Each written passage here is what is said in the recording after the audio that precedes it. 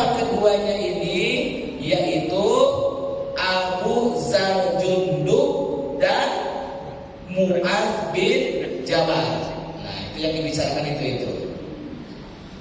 An Rasulillah sallallahu alaihi wasallam, dari Rasulullah sallallahu alaihi wasallam, qala, telah berkata Rasulullah, bermakna telah bersabda. Apa sabda Rasulullah? Ittaqillah, bertakwalah kepada Allah, haitsuma kunta, di mana saja kamu berada. Nah, ini Rasulullah memerintahkan agar kita segenap umat Rasulullah sallallahu alaihi wasallam bertakwa di mana saja kamu berada. Wa atbi'is sayyi'atal hasanata, dan ikutilah, wa atbi'i, dan ikutilah, dan iringilah. Jadi wa atbi'i ini, wa atbi'i ini bisa diartikan ikutilah dan iringilah, boleh. Wa atbi'i, dan ikutilah atau dan iringilah as-sayyi'ata, kejelekan, sayyi'at kejelekan atau keburukan, al-hasanata, dengan kebaikan. Jika keburukan itu diiringi atau diikuti dengan kebaikan, tamhuha itu niscaya kebaikan itu akan menghapus keburukan. Kemudian wa khaliqin nasa, dan berbuat baiklah, dan pergaulilah manusia, dan berbuat baiklah kepada orang, dan pergaulilah orang. Jadi wa khaliqi itu dan pergaulilah dan berbuat baiklah an-nasa, kepada manusia atau kepada orang. Bi khuluqin hasanin, dengan akhlak yang baik. Nah, artinya kita ini diperintahkan untuk bergaul, untuk berbuat baik kepada siapa saja, agar kita melakukan kebaikan yang bagus, artinya berakhlak yang baik atau akhlak yang bagus.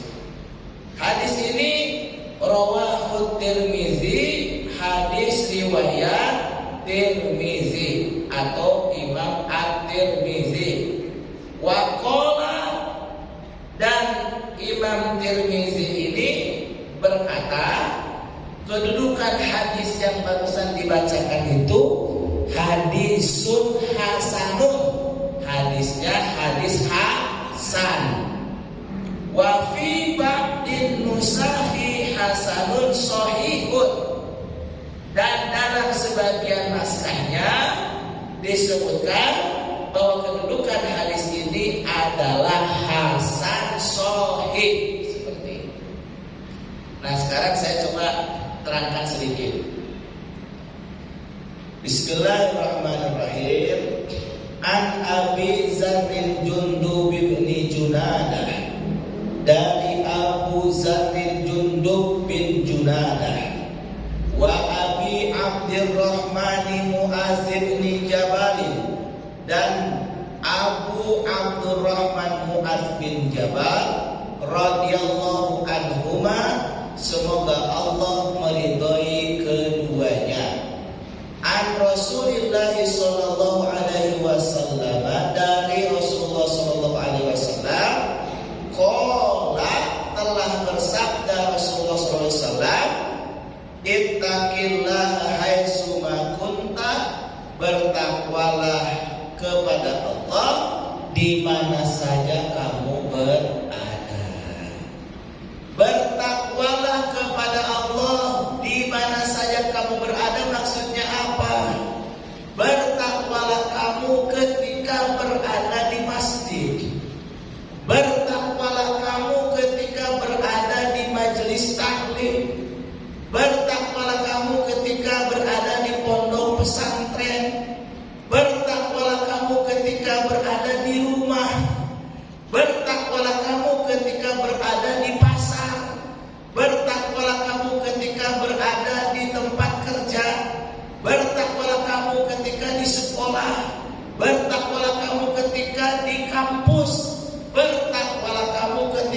jalan bertakwalah kamu di mana saja kamu berada. Kan banyak ayat Allah Subhanahu wa taala yang memerintahkan agar kita bertakwa kepada Allah Subhanahu wa taala. Di antaranya, ya ayyuhallazina amanu ittaqullah haqqa tuqatih wa la tamutunna illa wa antum muslimun. Jadi jangan sampai kalau di masjid kita bertakwa tapi di kantor tidak bertakwa. Jangan sampai di masjid bertakwa, di istana negara tidak bertakwa. Kalau jadi imam sholat bertakwa, tapi kalau jadi pejabat negara tidak bertakwa. Nah, nggak boleh begitu. Kalau jadi kiai bertakwa, tapi kalau jadi wakil tidak bertakwa. Nah, nggak boleh begitu. Jadi apapun dimanapun harus senantiasa bertakwa kepada Allah Subhanahu wa taala. Artinya melaksanakan perintah Allah dan menjauhi larangan Allah. Nah, singkat saja. Kemudian yang kedua, wa'at bi'isayyi'atal hasanata, dan iringilah dan ikutilah perbuatan jelek itu dengan perbuatan yang bagus atau yang baik. Maksudnya singkatnya, kalau kita berbuat salah, berbuat dosa, segera bertobat kepada Allah Subhanahu wa ta'ala. Manusia itu tidak terlepas daripada kesalahan karena bukan malaikat.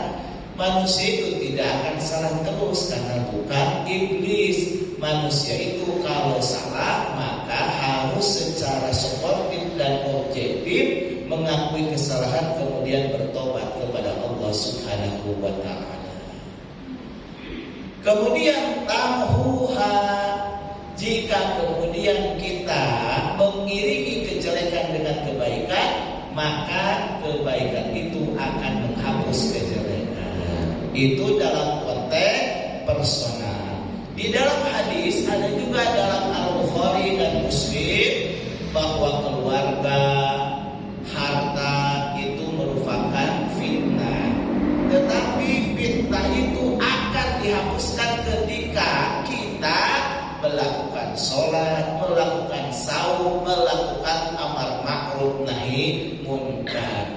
Jadi kalau ibu-ibu punya anak ingin soleh, di samping kita mendidik anak tersebut dengan ibu melaksanakan perintah Allah, sholat, saum, sedekah, beramar ma'ruf nahi munkar, maka insya Allah doanya itu akan lebih bisa diijabah oleh Allah Subhanahu wa taala untuk mewujudkan anak yang soleh. Seringkali bu begini bu, kita terus melakukan kebaikan. Kadang-kadang anak kita sepertinya kurang mendapatkan perhatian lebih, tetapi anak kita berprestasi. Anak kita kemudian menjadi baik, itu diantaranya buah daripada kita melakukan berbagai macam kebaikan.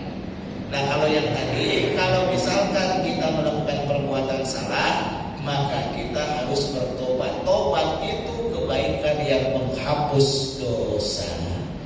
Dalam konteks perluasan makna, ini dalam perluasannya, kita ini harus juga berbuat baik kepada orang yang berbuat buruk kepada kita.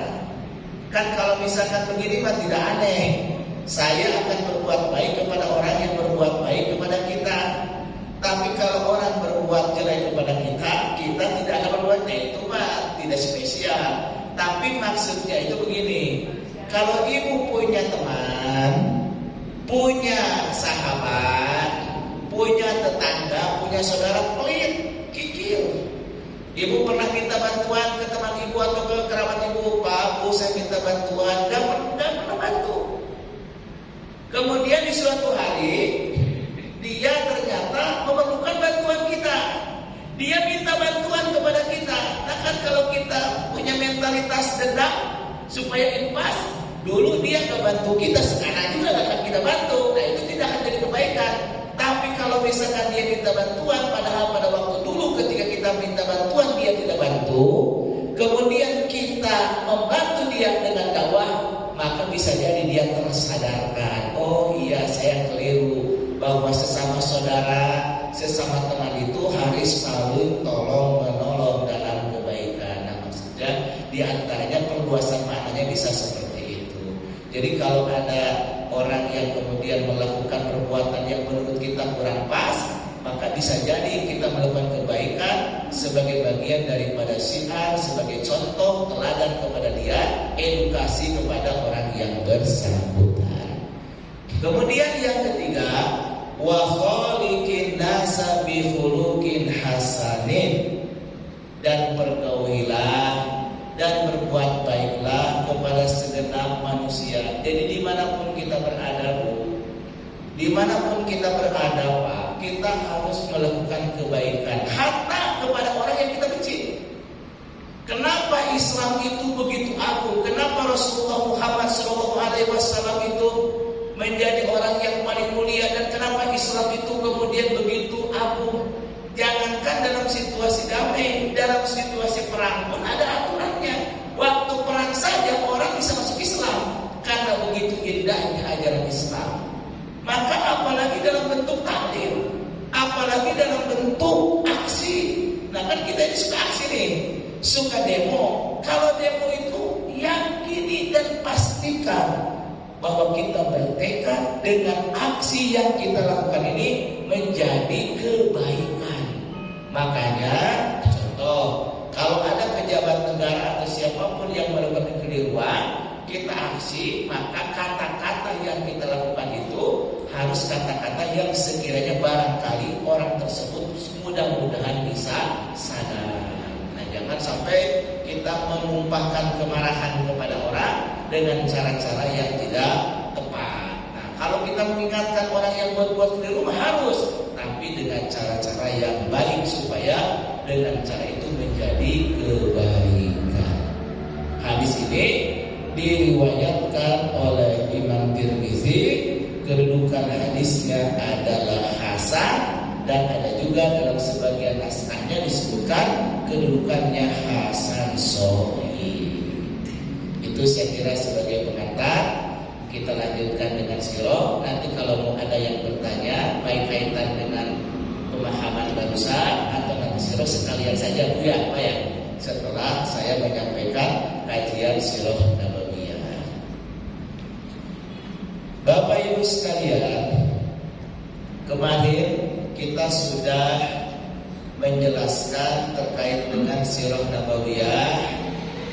Fase kemarin itu satu adalah Rasulullah itu kan ada wacana oleh orang kafir Quraisy Mekah akan dibunuh. Rasulullah terus mendapatkan intimidasi, bahkan Abu Jahal melukai Rasulullah.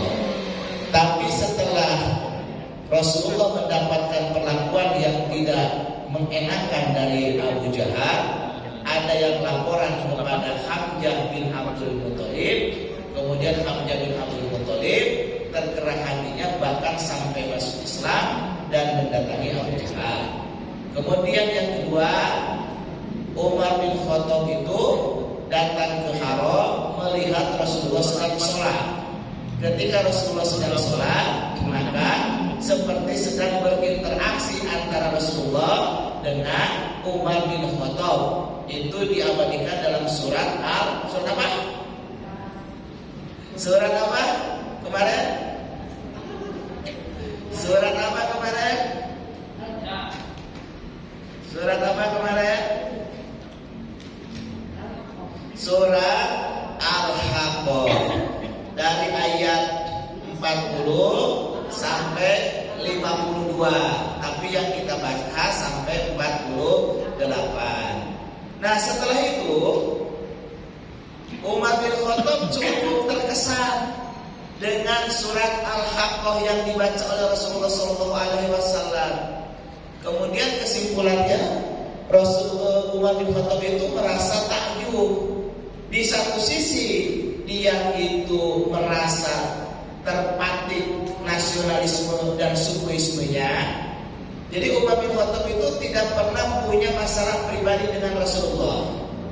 Tapi dia itu sangat fanatik terhadap kaumnya, terhadap kelompoknya. Ketika melihat dakwah yang dilakukan oleh Rasulullah, kemudian banyak terjadi pertentangan, maka dia punya kesimpulan salah satu dampak dakwah yang dilakukan oleh Rasulullah itu diantaranya terjadinya pecah belah, kira-kira begitu. Itu asumsi Umar sementara. Tapi di sisi lain, Umar juga takjub terhadap para sahabat Rasulullah.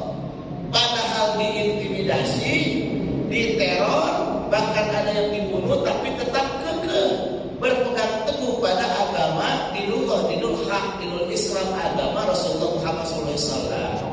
Tapi di antara di tengah kegalauannya, Umar tetap masih berpikir bahwa kemudian kadang-kadang luar biasa nih umat Rasulullah Muhammad itu. Tapi di sisi lain, gara-gara Muhammad nih terjadi perpecahan.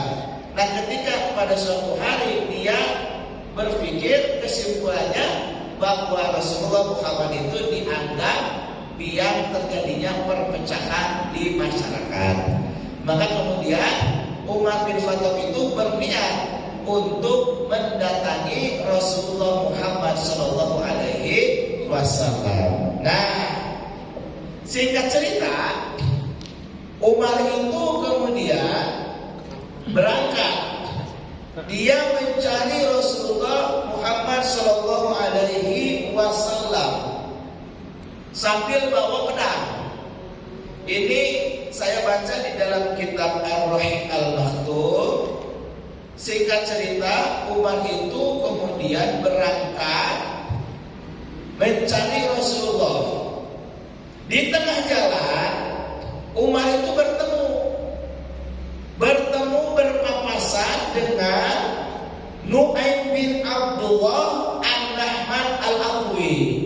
Jadi beliau ketika akan mencari Rasulullah ketemu dengan Nu'man bin Abdullah An-Nahman Al-Aqwi,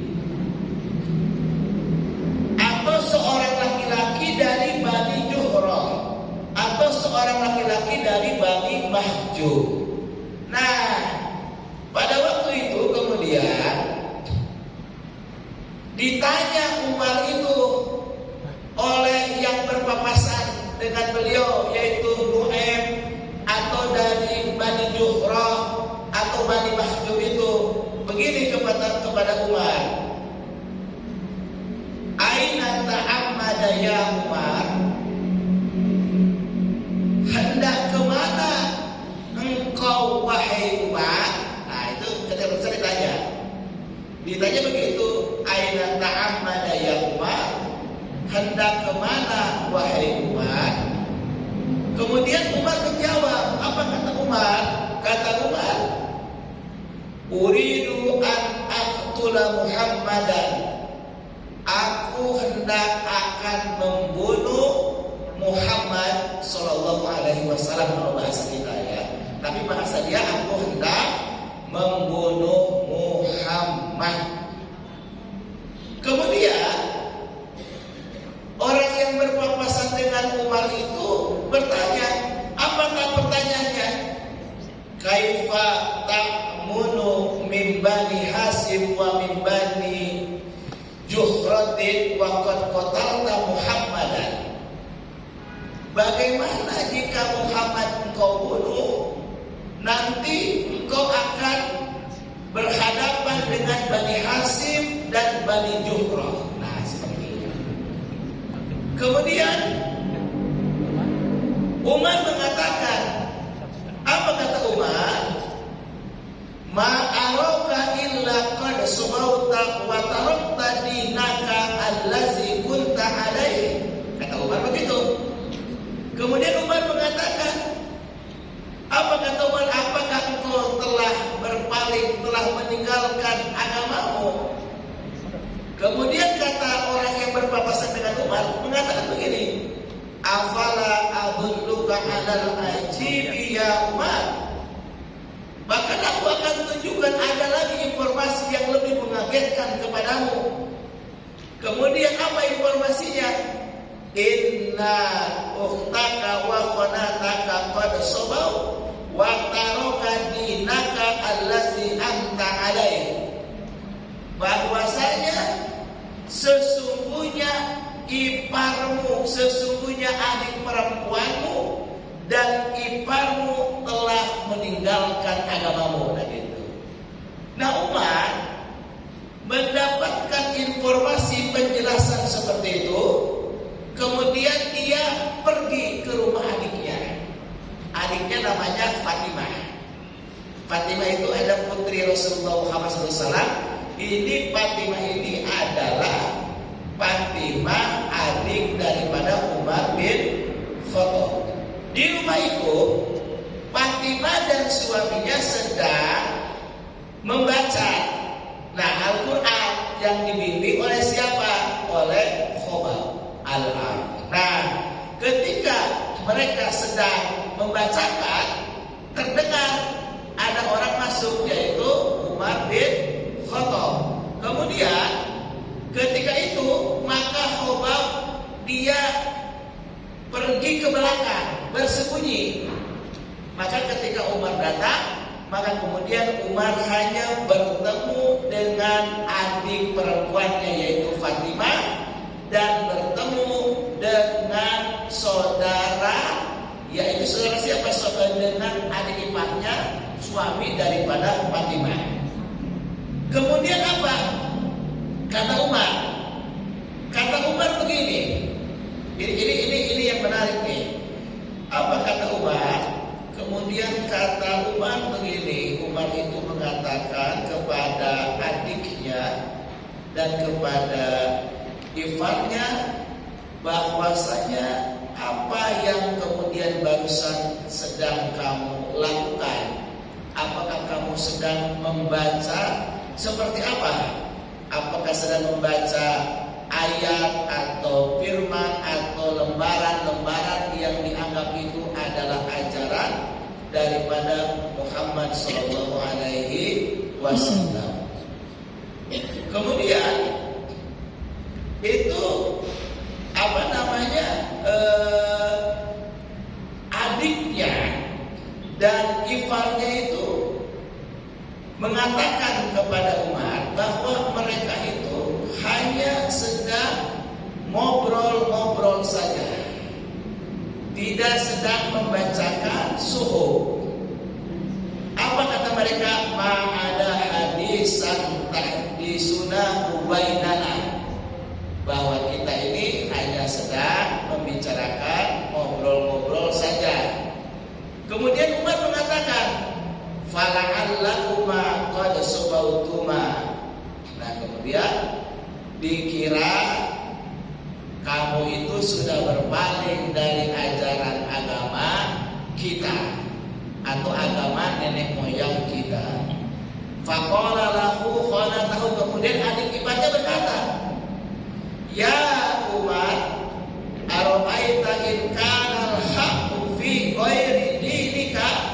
Nah, wahai Umar, apakah kemudian engkau melihat ketika kebenaran selain daripada agama, bahwa kalau misalkan ada agama yang kemudian lebih baik atau agama yang sebetulnya itu adalah agama yang baik, kau mau kemudian tertarik terhadap agama yang kemudian yang dibawa oleh Muhammad itu?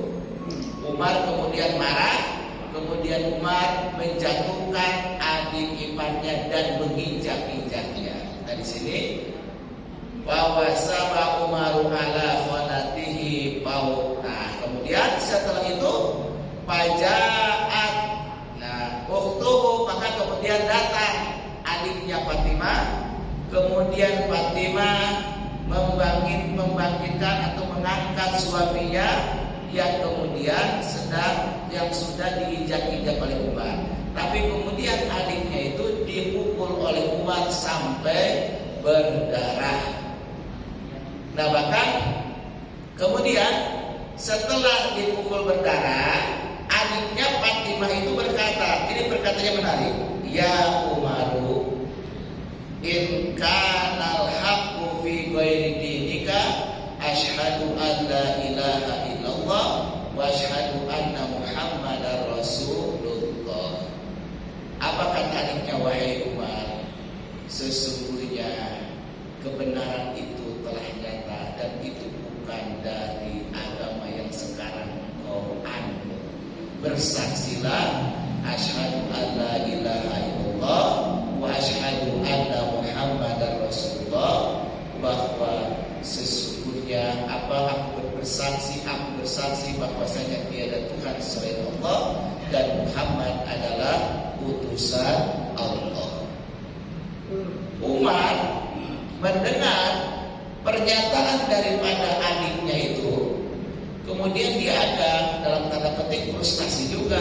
Dia malu sudah memukul adiknya sambil berdarah. Kemudian dia juga merasa, waduh, ini ketika mendapatkan pertanyaan dan pernyataan daripada adiknya cukup terpengaruh juga. Kemudian dia berkata, Umar itu, "U'tuni hadzal kitabi allazi indakum fa'aqra'uh." Umar kemudian minta untuk Quran itu diberikan atau kitab itu diberikan kepadanya. Adiknya berkata, "Innaka rizun," sesungguhnya engkau itu najis.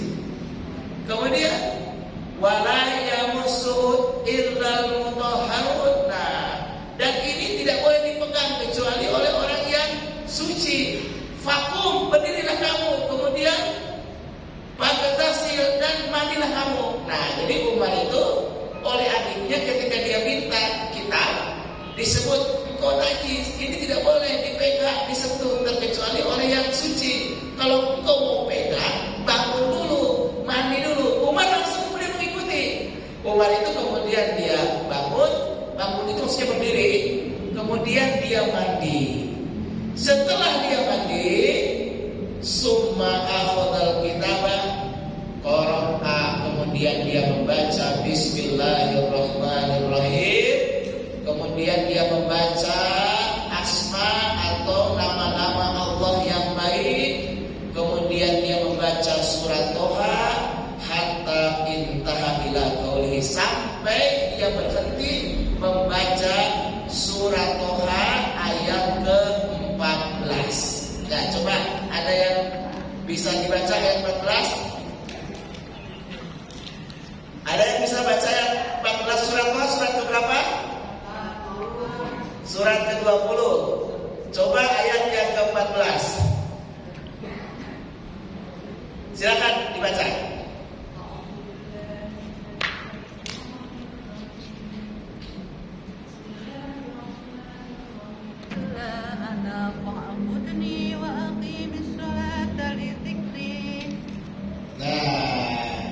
Ketika membaca ini, dia kemudian Umar itu berkata, ini kalam ini begitu luar biasa. Apa artinya nih? Innani anallahu, sesungguhnya aku ini adalah Allah. La ilaha illa ana, tidak ada ilah selain aku, kata Allah. Fa'budni, maka sembahlah aku. Wa aqimis sholata li dzikri,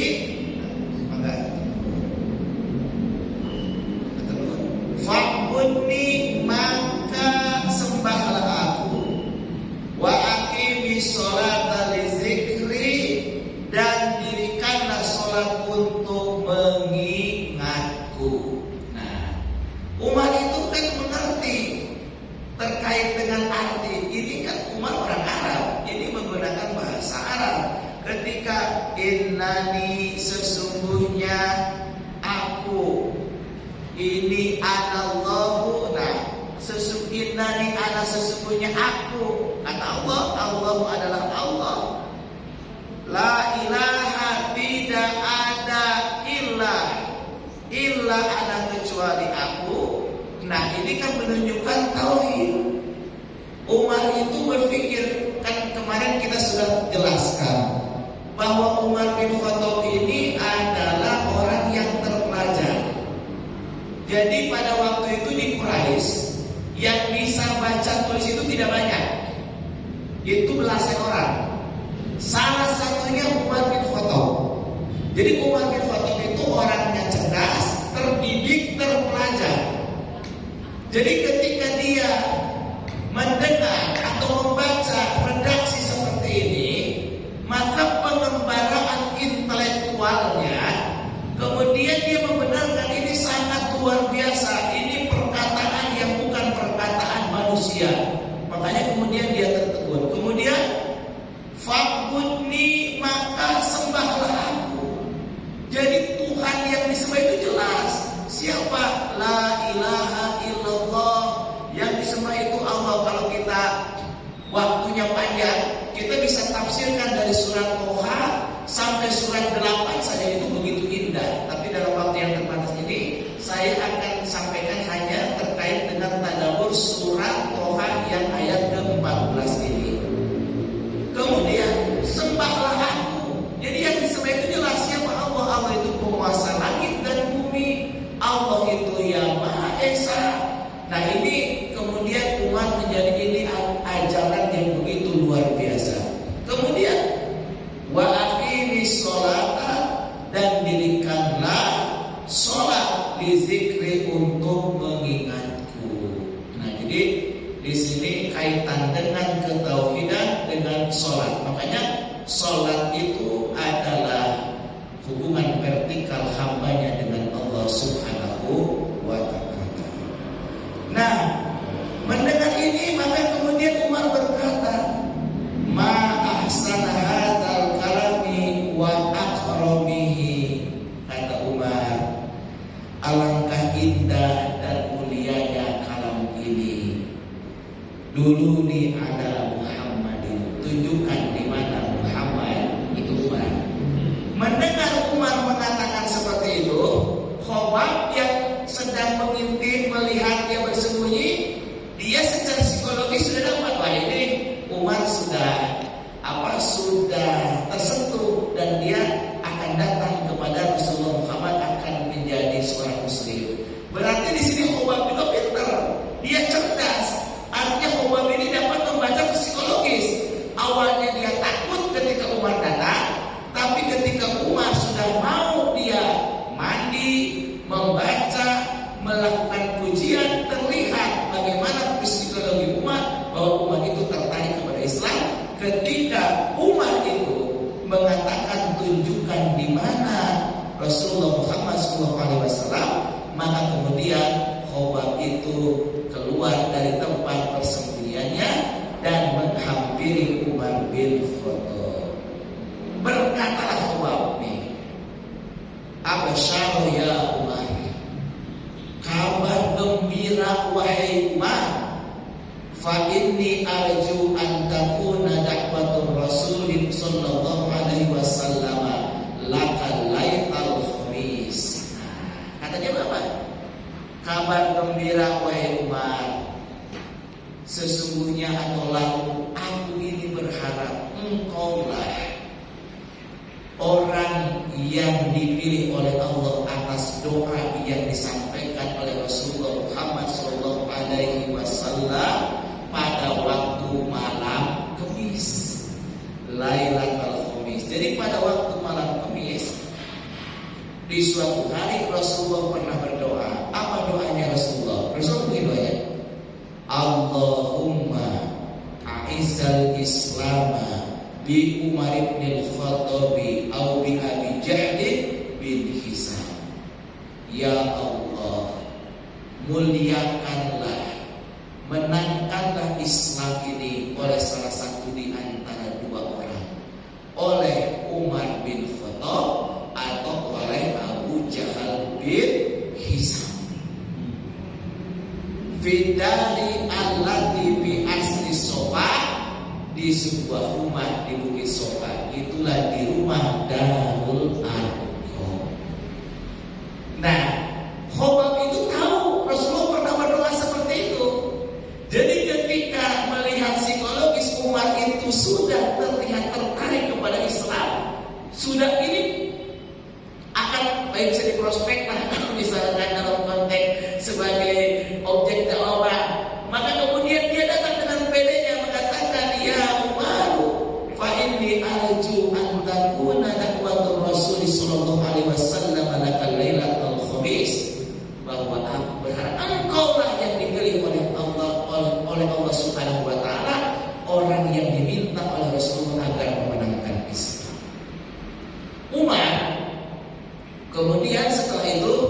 dia berlalu keluar, kemudian dia pergi dengan tetap membawa pedangnya.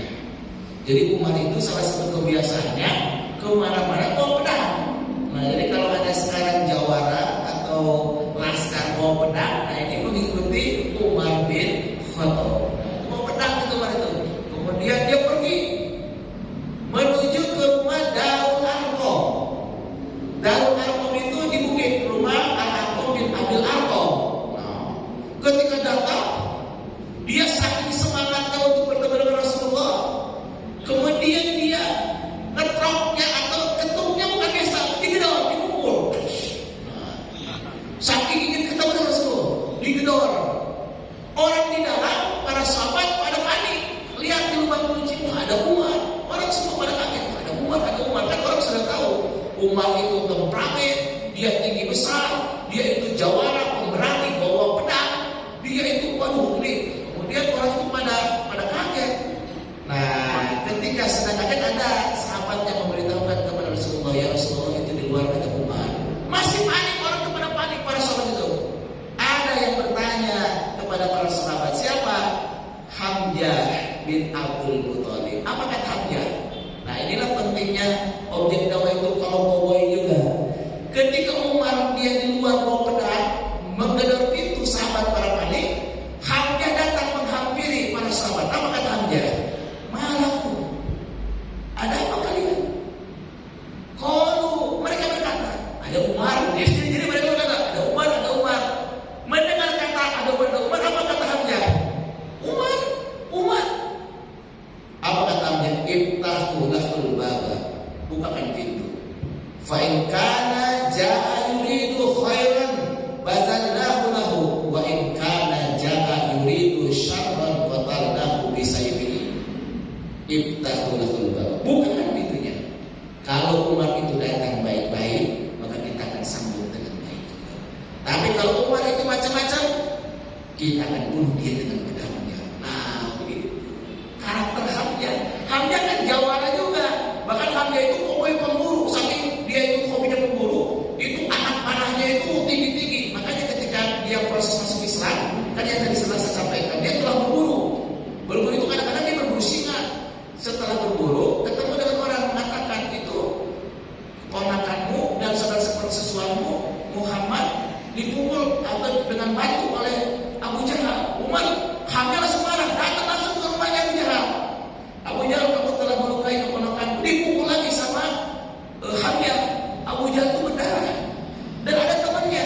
Ketika ada teman-teman yang mau bantu, dilarang sama Abu Jahal, jangan dibantu. Ini salah saya telah melukai keponakannya Muhammad. Takut Abu Jahal bersama Hamzah. Jadi ketika Umar datang, Hamzah iftahu lahul baba, bukakan pintu. Kalau dia baik-baik, kita akan sambut dengan yang lebih baik. Tapi kalau dia berniat tidak baik, kita bunuh dia dengan pedangnya. Itulah kualitas Hamzah. Beda kan dengan kita ya. Pulang kalau nanti di penjara, kita seribut di penjara. Ketika di penjara orang pada lari. Pulang. Nanti kalau di penjara, kita ikut di penjara, diperiksa, nggak ada yang datang. Disidangkan, nggak ada yang datang. Katanya siap, kamu mau Allah benar.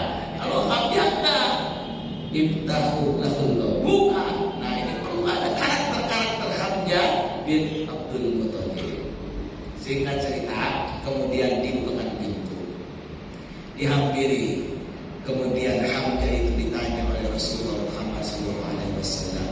Umar itu ditanya. Nah, ketika dia sedang itu, kemudian Rasulullah menarik. Ini juga Rasulullah. Kemudian psikologisnya luar biasa. Rasulullah itu kemudian dia memegang Umar itu, digoyang baunya. Rasulullah hebat psikologisnya. Apa kata Rasulullah Muhammad SAW? Ama anta muntahiyan ya Umar hatta yunzilullahu bika minal khazihi wan nakali ma nazala bil Walid bin al-Mughirah. Apakah kamu tidak sadar juga? Apakah kamu ingin seperti Al-Walid al-Mughirah? Kemudian Rasulullah berdoa, Allahumma ya Allah, hadza Umar bin Khattabi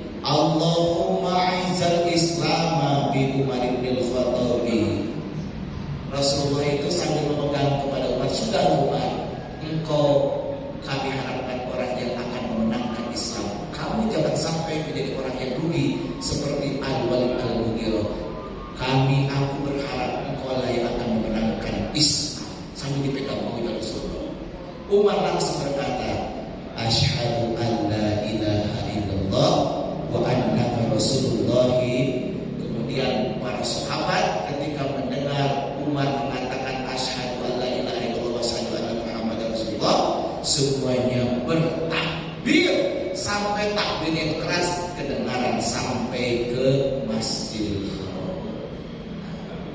Di sini apa yang dapat kita pelajari dulu?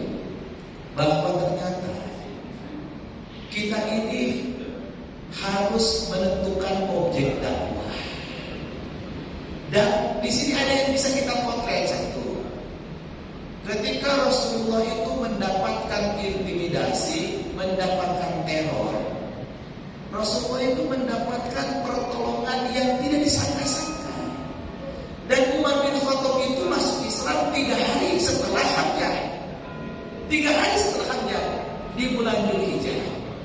Jadi ketika mendapatkan tekanan, tiba-tiba saudaranya Rasulullah yaitu Hamzah masuk Islam. Yang sebelumnya Hamzah itu belum Islam.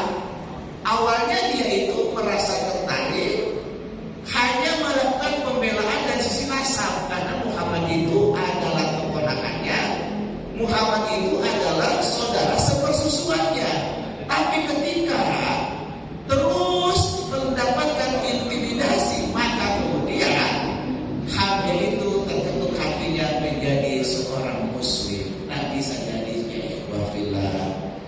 bahwa ketika misalkan sekarang tekanan-tekanan yang begitu luar biasa itu kita tidak mengetahui, kita tidak tahu, barangkali bisa jadi ada orang yang awalnya bukan barisan kita, tapi kemudian dia menjadi muslim dan menjadi garda terdepan seperti Hamzah bin Abdul Muttalib. Kemudian yang kedua, Umar itu adalah orang yang menjadi tokoh Quraisy. Ini goncang ini Quraisy. Ada 2 orang yang hebat yang kemudian menjadi tokoh Quraisy, kemudian masuk Islam. Maka kemudian ini menguatkan. Dan setelah masuk Islam, Umar bin Khattab itu kemudian menginventarisasi siapa nih orang-orang yang paling banyak permusuhannya kepada Islam. Yaitu Abu Jahal. Dia datangi langsung ke Abu Jahal. Kemudian Abu Jahal sampai mengatakan, ada apa Umar? Aku telah menjadi seorang muslim. Kamu jangan lagi mengganggu Rasulullah dan para sahabatnya. Kemudian dia teriak kemana-mana sampai Umar itu dikeroyok. Tapi ketika setelah dikeroyok, apa yang dikatakan oleh Umar? Nanti kalau kita jumlahnya sudah 300 orang, maka kita akan buat perhitungan dengan kalian. Qadallahnya, setelah Rasulullah mendapatkan penindasan, maka kemudian Rasulullah hijrah ke Madinah. Ketika hijrah ke Madinah, kemudian perang yang pertama, perang apa? Perang Badar. Perang Badar itu jumlahnya berapa orang? 313. 313. Jadi peristiwa sejarah dibagi, ada sebagian orang jadi satu. Maksud saya begini, kita belajar sirah ini bukan hanya membaca buku. Ibu bisa belajar sirah nabawiyah di buku-buku yang udah banyak beredar. Bukan dengar juga cerita dongeng, tetapi yang paling harus kita pahami adalah ibrah daripada bacaan yang kita baca, peristiwa yang terjadi, apa hikmahnya situ. Ketika Rasulullah itu dapat intimidasi, ada dalam Arqam. Dalam Arqam itu berapa jumlahnya? 40 orang. Ada juga yang lebih, tapi seluruh 40 orang. Nah, maksud saya itu begini, ini perlu dipetakan. Jamaah kita itu minimal 40 orang itu harus yang solid. Di situ ada karakter Umar bin Khattab, ada karakter Hamzah bin Abdul Muttalib, ada karakter Abu Bakar Siddiq, Abdurrahman bin Auf, kemudian ada Sa'ad bin Abi Waqqas, ada banyak karakter-karakter. Nah, kalau misalkan kita sekarang ini harus dipetakan.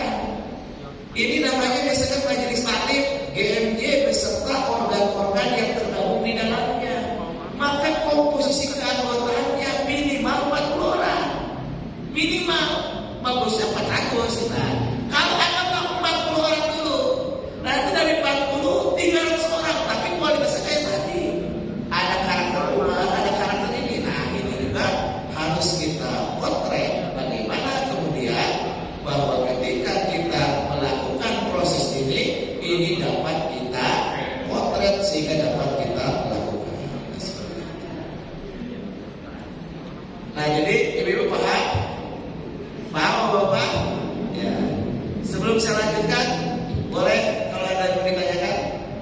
Barangkali yang di belakang ada yang mau ditanyakan. Siapa yang dekat itu namanya? Pak JK, ada yang mau ditanyakan? Soalnya barusan kelihatan berbisik-bisik. Atau siapa ibu-ibu? Silakan. Kalau ada yang mau ditanyakan terkait dengan hadis tadi, atau ini sebelum dilanjutkan pembahasan tentang Umar bin Khattab masuk Islam, silakan.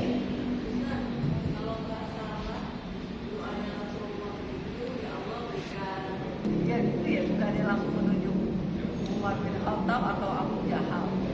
Yang mana tuh yang ini? Ya. Pernah dengarnya seperti itu. Ini kalau misalkan doanya dengar bahwa Rasulullah berdoa bahwa menangkanlah Islam itu dengan Umar bin Khattab atau Abu Jahal. Dan Rasulullah pernah menyebut itu. Salah satu di antara dua itu. Iya, dua nama itu. Jadi Umar bin Khattab dan Abu Jahal itu disebut namanya. Tetapi kemudian Allah pilih adalah Umar bin Khattab. Jadi Rasulullah itu pernah, kan ini dua-duanya tokoh Quraisy. Kalau misalkan Umar bin Khattab itu dia dengan leadershipnya, kemudian Abu Jahal itu dengan kecerdikannya, dengan kebijaksanaan disebut juga dia Abu Hakam.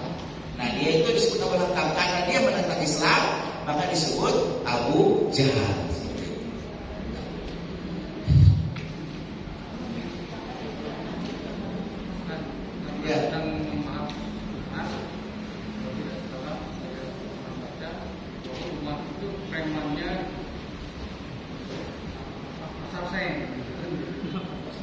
Penjelasannya seperti apa tuh Umar preman yang pasar seng, kemudian karakternya seperti tadi, kemudian dihubungkan dengan kalimat pamannya Rasul, yang pamannya Rasul bisa bilang dia guru sampai membunuh Sina. Karakternya pembunuh sampai membunuh Sina tidak seperti apa? Ya, jadi begini Bu ya. Hamzah bin Abdul Muthalib itu dia itu hobinya berburu dan dia itu jawara, tapi dia itu tidak memusuhi Rasulullah, tapi juga awalnya tidak menjadi orang yang beriman. Nah, hanya sebatas solidaritas bahwa Abu Thalib ini kan mengajak kepada saudara-saudaranya agar membela kepada keponakannya, yaitu Rasulullah Muhammad SAW. Nah, ketika dia mendapatkan suatu peristiwa penindasan yang begitu luar biasa yang dilakukan oleh orang-orang kafir Quraisy kepada Rasulullah Muhammad, maka kemudian dia beriman. Nah, dalam sisi yang lain, ya keberaniannya disebutnya juga Hamzah bin Abdul Muthalib itu adalah Asadullah, singa Allah. Karena memang dia itu sangat pemberani. Dia itu terkenal. Bahkan Abu Jahal itu takut sama Hamzah bin Abdul Muthalib. Kalau Umar itu usianya, kalau Hamzah bin Abdul Muthalib dengan Rasulullah itu sebaya. Karena Hamzah bin Abdul Muthalib dengan Rasulullah itu satu sepersusuan, saudara sepersusuan. Jadi Rasulullah dengan Hamzah itu saudara sepersusuan, arti sebaya. Kalau Umar di bawah, Umar itu di bawah.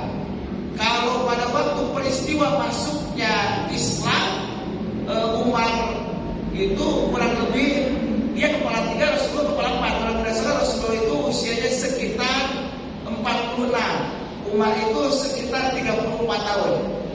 Sekitar itu aja lagi gagah-gagahnya itu Umar itu.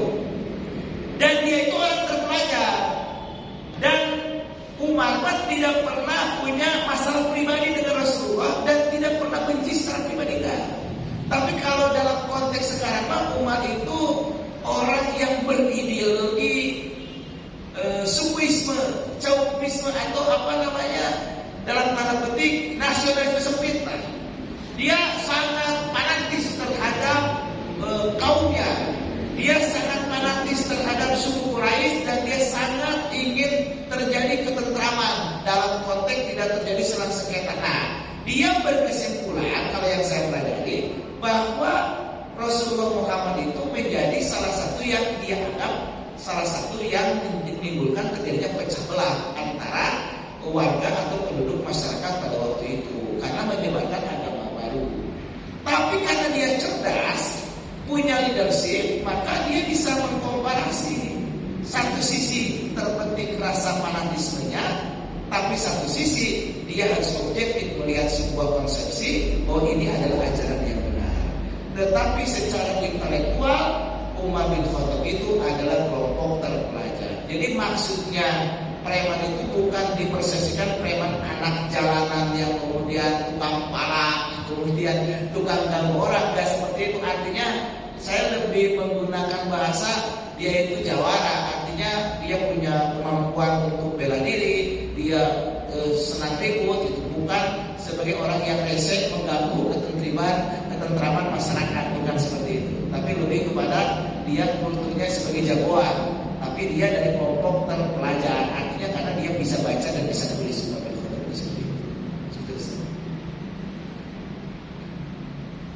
Ada yang lain?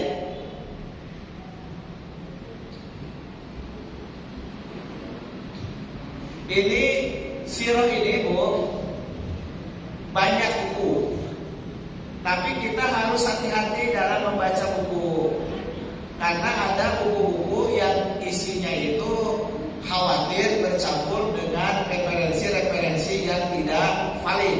Nah makanya kita ketika menjelaskan sirah kan kita sudah pernah menyampaikan bahwa kalau kita mau membaca sirah, salah satu rujukan kita itu Bu Wati, nah, Ibu kan bertanya, kitab apa? Nah, kitab yang jadi referensi kita, satu kitabnya Ibnu Hisam, yang kedua Ar-Rahiq Al-Makhtub. Nah, ini nih kitabnya Ar-Rahiq Al-Makhtub. Nah, oke. Nah, itu terjemahnya. Tetapi terjemahnya ada yang dalam pandangan saya tidak 100% sesuai. Ada yang lengkap, ada yang tidak lengkap. Contohnya ketika membicarakan, saya buktikan ya. Coba sebentar ya. Ini terjemah. Makanya terus tapi itu betul sebagai pengantar, tapi jangan ditelan mentah-mentah. Nanti sebentar Bu. Coba Ibu periksa Buah Hiro. Kata di soal berapa? Di bawah lindungan nubuwah dan risalah.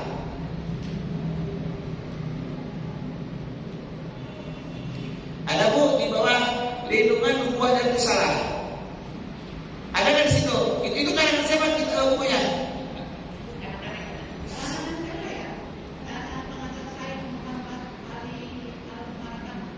Nah itu pengantarnya itu dari Robito Sophia Rahman.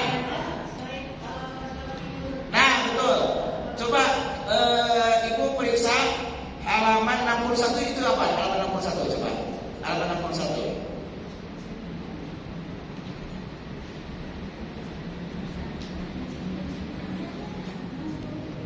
Ibu tidak terisi di bawah lindungan nubuwah dan risalah. Apa? Oh, itu bukan itu ya. Coba lihat tidak terisi di bawah lindungan nubuwah dan risalah. Tidak terisi. Di bawah lindungan nubuwah dan risalah.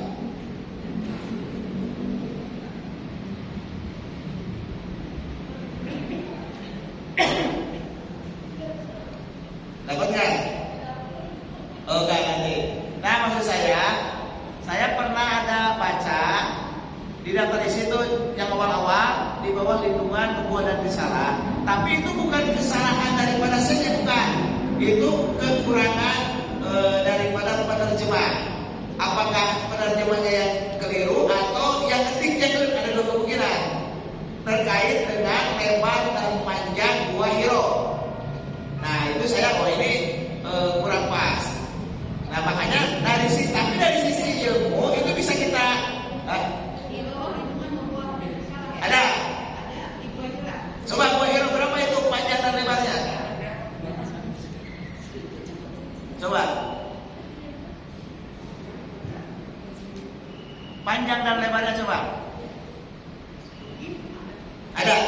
Berapa Bohiro panjang dan lebarnya? Panjang dan lebarnya berapa senti itu di situ?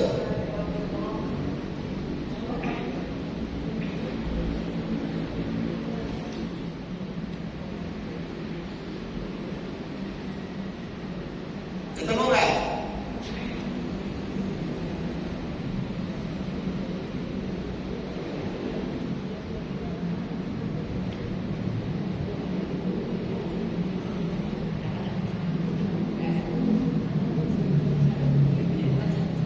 Ada nggak? Ibu kan ada terus di bawah lindungan buah kan? Terus itu awalnya itu ada Bohiro tuh, ada Bohiro.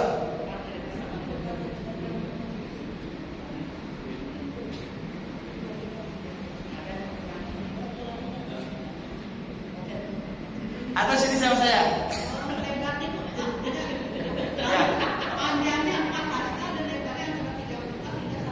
Oke, panjangnya 4 hasta, lebarnya 3/4. 3/4 hasta. 3/4 hasta. Kalau panjangnya 4 hasta, lebarnya 3/4. Oke, panjangnya 4 hasta, lebarnya 3/4 sampai 1 hasta. Oke. Sekarang ibu lihat 1 hasta berapa senti? Coba lihat aja di Google, 1 hasta berapa senti? Ini kalau ada board saya gambarin sambil minum. 1 hasta berapa senti? 1 hasta berapa senti? Kan kalau 1 meter 100 senti. Kalau 1 hasta berapa senti? 40 kira-kira. Kira-kira 40. Hah? 45 kan? Oke. 1 hasta 45 cm. Berarti kalau 3/4 hasta berapa senti? 33 cm.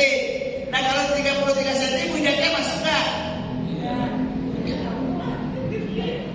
Rasulullah itu tingginya kurang lebih 1,9 sampai 2 meter. Tingginya 1,9 sampai 2 meter.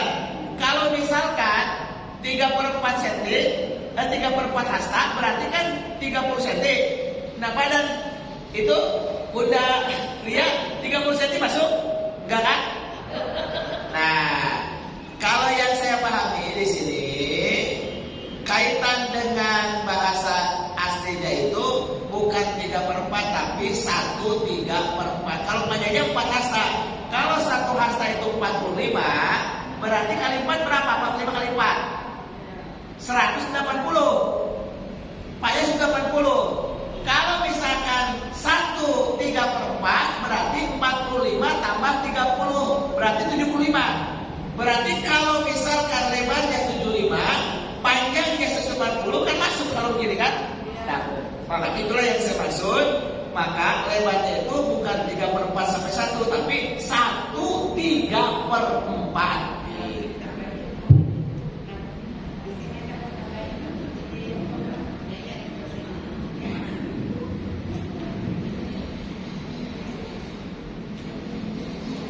Satu 3/4.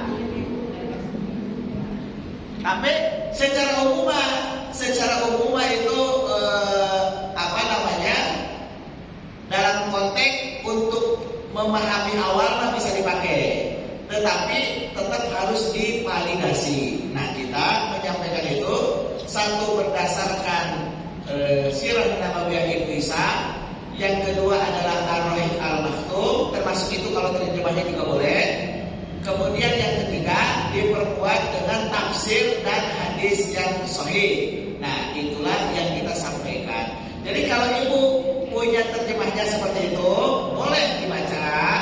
Nanti itu sebagai rujukan awal. Nanti kita diskusikan. Yang tidak sesuai nanti kita sampaikan. Nah, gitu. Jadi seperti Bizilalin Nubuwah itu kalau saya bukan di bawah tapi di dalam naungan nubuwah. Nah itu dari sisi penerjemahan versi saya dalam konteks ketika ada yang kita terjemahkan di dalam atau di bawah. Tetapi secara makna yang umum itu sesuai. Tapi itu mah bisa jadi salah daripada editor atau memang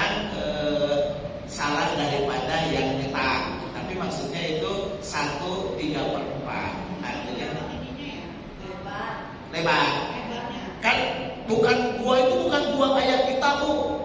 Gua misalkan banyak kayak gitu. Karena seperti itu dia begini nih, melihat. Jadi di Gua Hiro melihat ke arah kota Mekah. Kan berarti harus masuk bahunya. Nah kalau 30 cm kan nggak masuk bahunya. Nah gitu maksud saya. Tapi kalau 75 kan masuk. Nah gitu. Kalau 1/3/4 itu masuk. Kalau 3 badan baju aja kalau misalkan ukuran L itu lebar badannya kan bisa 50 cm. Nah kalau itu kan bisa 50 bisa 52. Kalau lingkaran badan itu kan kalau L itu enggak, L itu lebih. S laki-laki itu 100, S perempuan 96. S 96, M 100, 104. Berarti 104 itu 52. Saya ini di rumah profesi sebagai konveksi, jadi saya ngerti tentang lebar baju. Jadi istri saya itu supaya seragam sekolah, jadi saya tahu ukuran kain. Jadi kalau misalkan ukuran kain, lebar badan berapa, tinggi badan berapa, nah gitu. Seperti itu. Jadi badan itu, nah kalau saya triple XL gitu. Ya boleh, ada lagi sebelum ditutup? Tingginya nggak 2 meter kan? Apa? Akhirnya kan tingginya Panjang, bukan tinggi panjang. Panjangnya, lebar dan panjang. tapi tinggi kan pendek dan Ya, tapi di situ kan tidak disebutkan tingginya kan, hanya lebar dan panjang. Jadi maksudnya lebar dan panjang itu bisa duduk nyaman begini mau masuk Bu, kemudian melihatkan ke Mekah. Gitu. Jadi tadi panjangnya enggak? 4 hasta, hanya lebarnya aja. Kan itu lebar panjang kan?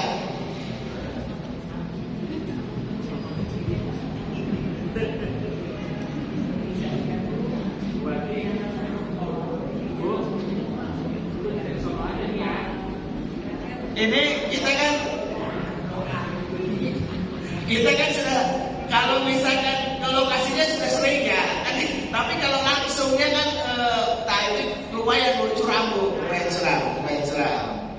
Tapi kita dalam konteks kalau 1 hasta itu 45 cm, kalau misalkan 3/4 berarti kan 30 cm.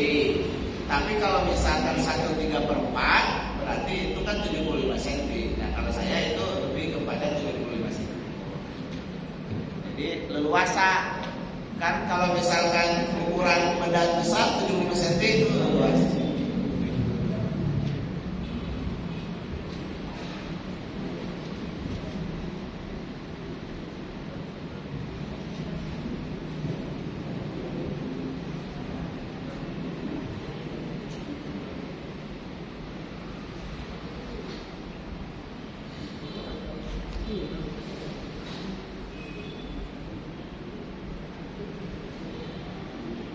Jadi bukunya ada Ustaz. Oh iya, gini Bu,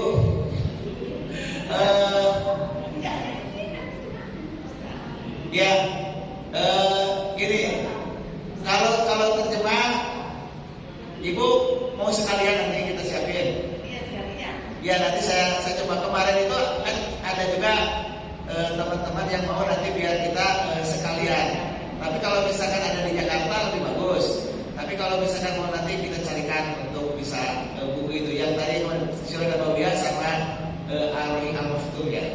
Ya. Siap. Insyaallah. Tawarkan nanti Apa? kalau tawaran siapa mau boleh ya? Oh boleh aja. Biar sekalian tuh gitu. Ya. Nah kalau misalkan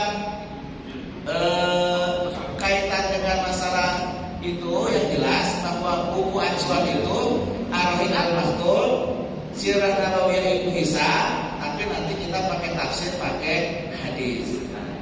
Sehingga kalau misalkan kita sama-sama punya rujukan, ketika misalkan barangkali saya juga ada keseleo lidah, ada kemudian bisa saling untuk mengkoreksi. Kan kita ini ilmu itu harus dikonsensuskan.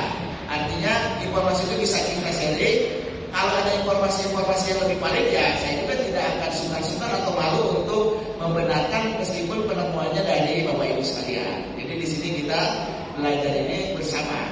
Nah, kalau nanti saya ada yang keliru, dikoreksi boleh juga. Gitu. Nah, kalau misalkan ternyata ibu-ibu yang keliru, saya koreksi. Yang jelas kita inginkan mencari kebaikan dan mencari kebenaran terkait dengan apa yang kita dipelajari bersama.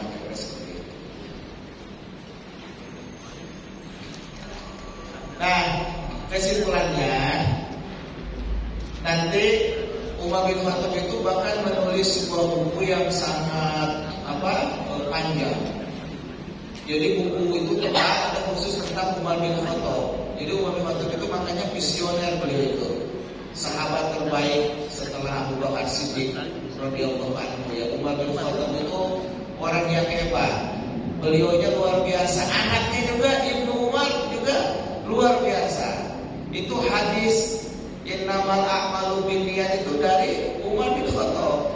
Tentang hadis tentang rukun iman, Islam, ihsan itu juga dari Umar bin Khattab. Nah, jadi beliau seorang khalifah yang punya visioner karena modal dasarnya itu udah bagus. Nah, kira-kira bisa kan kita memotret adakah orang yang kemudian tipikal seperti Umar yang kita doakan kemudian kita ajak, kita dakwahi untuk masuk Islam gitu. Nah, misalkan nih siapa nih orang simbol kalau dulu mungkin jawara atau orang yang pandai berkelahi, apakah itu bisa kita potret sebagai aparat? Apakah seperti apa? Itu tergantung definisi yang kemudian kita harus.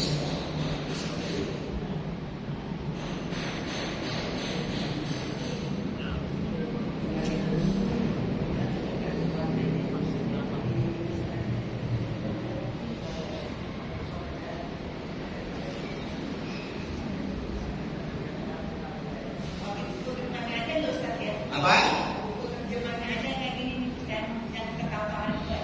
Oh boleh terserah. Kalau misalkan terjemahnya boleh, kalau saya terjemah Arabnya boleh. Misalkan nanti ya, gini Bu. Nah, Jadi terjemahannya aja terus kan ada gabung atau kita bahas. iya bisa begitu. Ada dua tawaran Bu. Ada dua tawaran. Satu, yang penting mah terjemahnya, kemudian nanti cara bacanya kayak itu kan kita sampaikan. Atau memang mau menerjemahkan kalau bahasa pesan itu kalau nggak ditulis, jadi supaya nanti bisa menyampaikan lagi dialog. Ketika kami menanya, Malakum, ada apa kalian Umar? Ibtahu lahul bab, bukakan pintunya. Nah, jadi ibu juga bisa retorika bahasa Arabnya boleh, atau hanya terjemahnya boleh juga. Tidak masalah.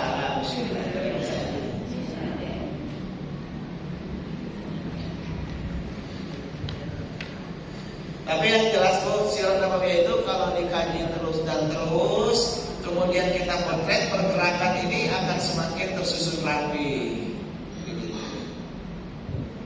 Insya Allah. Ya. Karena saat Ustaz bahas Umar bin Khattab dilarikan hari ini, Ya.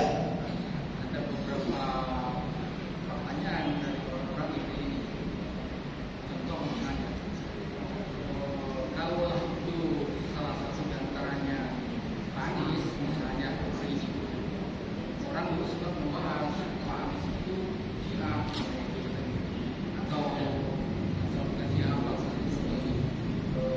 liberal. Iya. Perlu didalami kan itu benar tidaknya.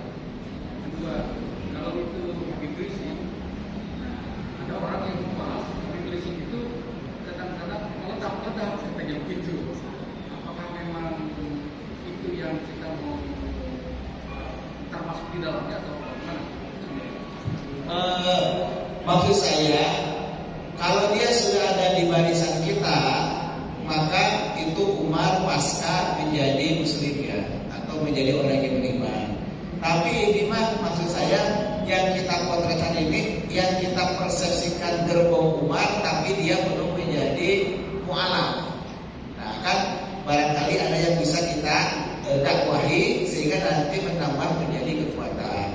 Tapi kalau misalkan di antara segenap para kaum muslimin atau para aktivis kan ada juga karakter-karakter Abdurrahman bin Auf, karakter Abu Bakar Siddiq, karakter ada karakter-karakter itu ya. Tetapi kalau misalkan yang tadi saya maksud itu adalah orang yang belum masuk Islam tapi dapat kita potret bahwa orang tersebut dianggap atau diposisikan atau kita persepsikan ada di gerbong yang seperti Umar bin Khattab. Seperti itu yang maksud saya. Adapun kemudian dengan tokoh-tokoh tadi yang tadi disebut, maka memang sudut pandangnya bisa berbeda-beda ya. Kalau dari sisi karakteristik, ketegasan, keberanian, maka kemudian orang ada yang melihat sosok Habib Rizik ini yang seperti Umar bin Khattab. Sosok Habib Umar yang dari Yaman itu seperti Abu Bakar Siddiq yang lakukan. Kan ada orang yang membuat kualifikasi seperti itu. Kalau ada yang cerdas, yang pandai, anak muda, oh barangkali itu sosok gerbongnya Ali bin Abi Thalib itu bisa jadi ada pemetaan-pemetaan seperti itu. Tetapi tidak berarti persis. Mungkin saya lagi menyebutnya ini gerbong atau yang ada dalam karakteristik yang semisal serumpun dengan yang seperti itu. Dan dalam dakwah itu makanya Pak Naruddin, ini ada grupnya nggak yang taklim? Belum lagi membuat. Oh belum ya. Nah maksud saya gini, ini masih ini kan? Masih ada ya Pak? Kalau atau di sini dulu saya mau sampaikan. Ya. Ini. Terima kasih atas segala perhatiannya. Mohon maaf apabila ada hal yang kurang berkenan. Kalau ada perkataan saya yang sudah sesuai Quran dan Sunnah, itu segera untuk diamalkan apa yang telah saya sampaikan. Kalau ada yang keliru, silakan untuk disampaikan. Karena saya sebagai manusia tidak terlepas daripada hilang dan alfa ya. Tapi mudah-mudahan terlepas dari kekurangan yang kita miliki, pengajian ini akan berkah dan akan menjadi wasilah untuk terjadinya perubahan. Dan mudah-mudahan ke depan kita bisa bertemu kembali. Marilah kita tutup bersama-sama dengan membaca doa kafaratul majelis. Astaghfirullah wa atubu ilaih. Walhamdulillahirabbil alamin. Wassalamualaikum warahmatullahi wabarakatuh. Terima kasih kepada guru kita yang telah menyampaikan materi tentang Sirah Nabawiyah, dan hari ini kisahnya luar biasa tentang Umar bin Khattab masuk Islam, dan banyak pelajaran yang mesti kita dapat dari Sirah ini. Yang pertama, tentunya kita dakwah kepada tokoh, apakah tokoh jawara, ada tokoh pendidikan, ada tokoh ekonomi, tokoh politik. Kita ambil siapa yang paling menonjol di situ. Nah, itu akan berpengaruh. Sama seperti halnya Umar masuk Islam berpengaruh kepada perkembangan Islam pada waktu itu. Nah, maka ibu-ibu, bapak-bapak semuanya, ya semangat dakwah ini tetap kita laksanakan sampai hari ini. Dakwah baik kepada yang belum Islam maupun kepada teman-teman kita hari ini. Kita ajak mereka yang belum punya jiroh keislaman, ya kita ajak bangkit untuk berjuang. Insya Allah nanti berpengaruh kepada perkembangan pergerakan Islam secara umum. Dan Umar bin Khattab juga salah seorang pemimpin yang kreatif dan inovatif. Ini Umar bin Khattab. Jadi di antara sekian tokoh-tokoh Islam, pemimpin Islam, ini yang bikin penanggalan Hijriah siapa? Pada zaman siapa? Umar bin Khattab. Nah, ini luar biasa. Dia punya ide, punya gagasan. Nah, jadi banyak memang ibrah yang bisa kita pelajari dari Umar bin Khattab ini. Nah, yang kita harapkan pada ibu bapak semuanya, serta mendengar, mencatat, kemudian kita aplikasikan apa yang disampaikan oleh guru kita, khusus tentang Umar bin Khattab, sehingga nanti kita punya semangat perjuangan lebih besar lagi, lebih kuat lagi, sehingga perjuangan kita umat Islam Indonesia akan diijabah dalam